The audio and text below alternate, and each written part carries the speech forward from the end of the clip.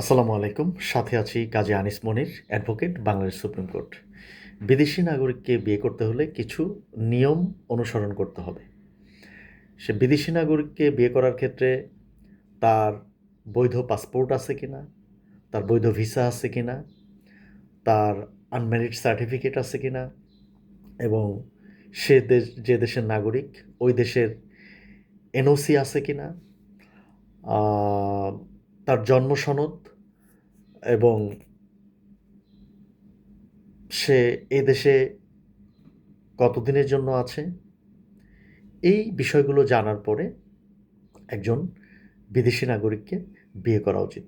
এবং সে যদি মুসলিম হয় তাহলে বাংলাদেশের মুসলিম ম্যারেজ রেজিস্ট্রেশন অ্যাক্ট অনুযায়ী আহ, বিয়ে করতে হবে।